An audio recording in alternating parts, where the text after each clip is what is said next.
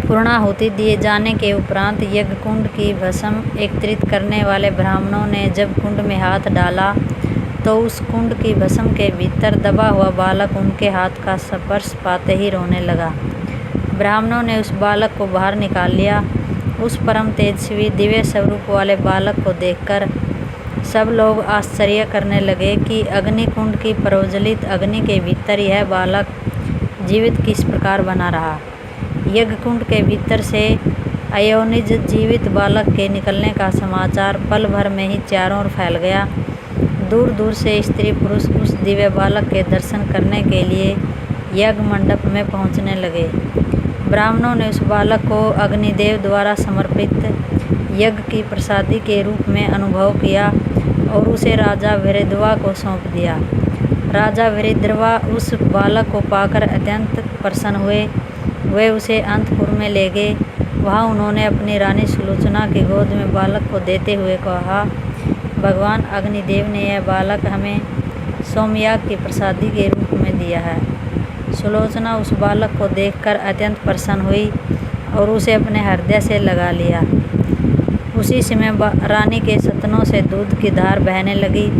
रानी ने बालक को स्तनपान कराया। जब बालक का पेट भर गया तब उसे पालने में सुला दिया। थोड़ी देर बाद राजा वीरद्रवा का पुत्र मीनकेतु वहां आ पहुंचा।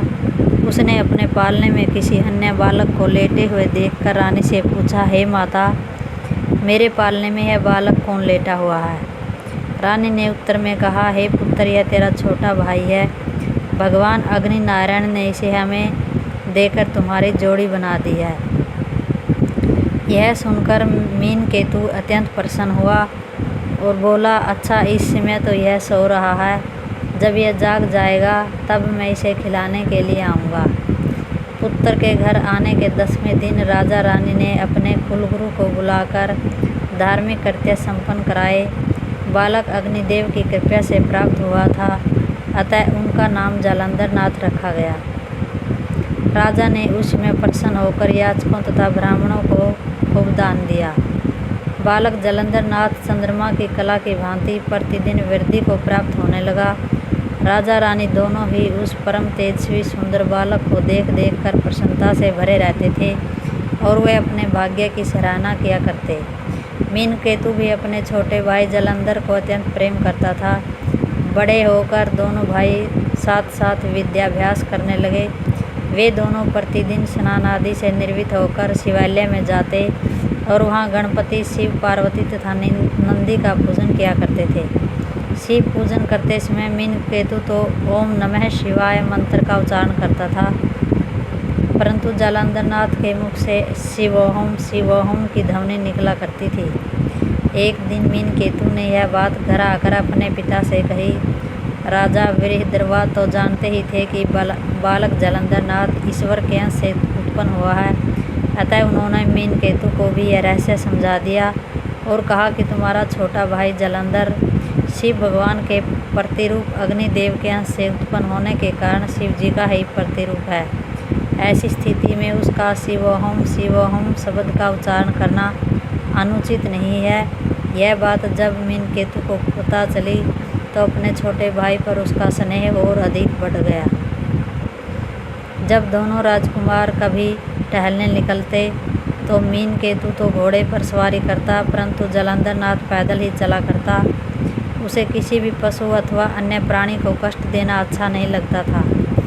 जालंधर की वैराग्यवृत्ति दिन प्रतिदिन अधिक बढ़ने लगी। उसके आचार विचारों में बहुत अंतर था। राजसी सुख वैभव को वह पसंद नहीं करता था।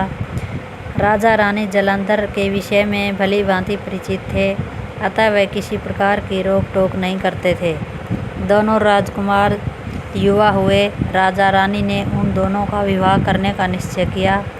प्रधानमंत्री तथा राजगुरु के जिम्मे यह काम सौंपा गया कि वे दोनों राजकुमारों के लिए उपयुक्त कन्याओं की तलाश करें।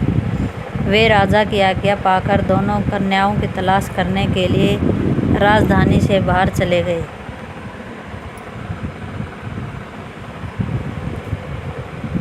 जालंधर धर्म चर्चा करने के लिए राजगुरु के घर प्रतिदिन जाया करते थे। जब राजगुरु प्रधानमंत्री के साथ कन्याओं की तलाश करने के लिए राजधानी से बाहर चले गए और बहुत दिनों तक नहीं लौटे, तो एक दिन जालंधर ने अपनी माता रानी सुलोचना से पूछा, हे माताजी, आजकल राजगुरु और प्रधानमंत्री दिखाई क्यों नहीं देते? रानी ने उत्तर दिया, हे पुत्र, वे तुम्हारे और तुम्हारे बड़े भाई के लिए कन्याएं ढूंढने के लिए गए हैं ताकि तुम दोनों का विवाह कर दिया जाए। जालंधर नाथ ने पूछा, हे माता, कन्या किसे कहते हैं? जिस लड़की का विवाह न हुआ हो उसे कन्या कहा जाता है। और विवाह किसे कहते हैं? वर वधू के धर्मानुसार एक सूत्र में बंधने की क्रिया को विवाह कहते हैं। वधू कैसी होती है? जालंधर नाथ की बात सुनकर रानी आश्चर्यचकित रह गई। उन्हें यह सब अनुमान भी नहीं था कि इतना बड़ा हो जाने पर भी जालंधर नाथ को इन सब बातों का तनिक भी ज्ञान नहीं है। अस्तु उन्हें और कोई उत्तर नहीं सूझा। बोली, वधू मेरे जैसी होती है, आप जैसी? हाँ, कहकर रानी चुप हो गई। राजा भैरद्वाज के बाग का नाम गुरु उद्यान था। वह बाग बहुत बड़ा था। उसमें भांति भांति के वृक्ष तथा पौधे लगे हुए थे। मनोहारिणी लताओं, सुंदर पुष्प, कोकिल, मयूर, भ्रमर आदि के कारण वह बाग अत्यंत शोभा को प्राप्त था। जालंधर अपना अधिकांश समय उसी बाग में बिताया करते थे।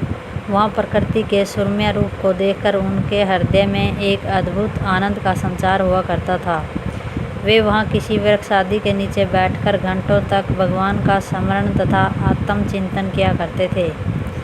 उस दिन राजभवन से निकलकर जालंधर बाग के एक वृक्ष के नीचे विराजमान बैठे हुए थे। तभी उनके कुछ बाल मित्र बाग में खेलने के लिए आ पहुँचे। उन्होंने जालंधर से आग्रह किया कि वे उनके खेल में सम्मिलित हो, परंतु जालंधर ने उस आग्रह को अस्वीकार कर दिया और सब साथी तो लौट गए और वहाँ से कुछ दूर जाकर खेल में मगन हो गए। परंतु एक साथी जो आयु में उन सब से बड़ा था वहीं खड़ा रहा। उसने जालंधर से पूछा, हे राजकुमार, इस समय आप क्या चिंता कर रहे हैं? जालंधर ने उत्तर दिया, हे भाई, आज माता ने मेरे विवाह की बात कही थी, उसी पर सोच विचार कर रहा हूँ। मित्र बोला, यह तो बड़ी अच्छी बात है। आपका विवाह होगा, चारों ओर धूमधाम होगी, शहनाइयाँ बजेंगी और उत्सव मनाया जाएगा। परंतु उससे मेरा क्या लाभ होगा? आपको एक सुंदर सी दुल्हन मिल जाएगी। दुल्हन का मैं क्या करूँगा? उससे संतानें होगी और आप उनके पिता बनेंगे। इस प्रकार संतान की वृद्धि होगी।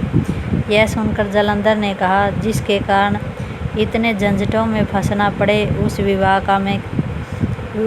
को मैं नहीं करूँगा। मित्र ने मन में सोचा, यह तो संस्कारिता से बिल्कुल अपरिचित है। इन सब बातों को सुन सुनकर जालंधर के मन में वैराग्यवृत्ति और अधिक जोर पकड़ने लगी। उसी समय उनकी दृष्टि सामने एक पौधे पर जा टिकी। उस पौधे पर एक मकड़ी ने जाला बना रखा था। जो भी कीड़ा मकोड़ा इधर उधर से उड़कर आता, वह उस जाले में फंस जाता था और मकड़ी उसे चट कर जाती थी। जालंधर नाथ के मन में विचार उत्पन्न हुए, यह संसार भी एक मकड़ी के जाले की तरह है। बाहर से यह बहुत आकर्षक दिखाई देता है, परंतु जो व्यक्ति इसमें एक बार फंस जाता है वह फिर जीवित नहीं रह पाता। अतः मुझे इसके मोह से छूटकर आत्म कल्याण का मार्ग ढूंढना चाहिए। इस विचार के मन में आते ही जालंधर नाथ के ज्ञान चक्षु जैसे एकदम खुल गए। उन्होंने गृह त्याग का निश्चय कर लिया। वे बाग से उठे और राजभवन को न जाकर वन की ओर चल दिए। रात्रि होने तक जब जालंधर लौटकर घर नहीं पहुँचे तो राजा रानी को चिंता हुई। सब और उन्हें ढूंढवाया गया, परंतु कहीं भी पता न चला।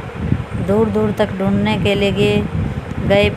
उन्होंने सेवकों ने लौटकर यही सूचना दी कि राजकुमार जालंधर नहीं मिले, पता नहीं वे कहाँ चले गए हैं।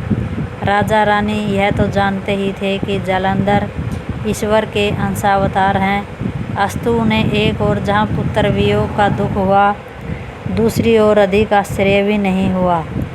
उन्हें पहले से ही आशा थी कि जालंधर किसी दिन घर छोड़कर चले जाएंगे, इसीलिए उन्होंने गृहस्थी के बंधन में बांधने का विचार किया था, परंतु उनके मन की इच्छा मन में ही रह गई। अंततः दोनों को संतोष करना ही पड़ा। जय गुरु जालंधर नाथ जी की।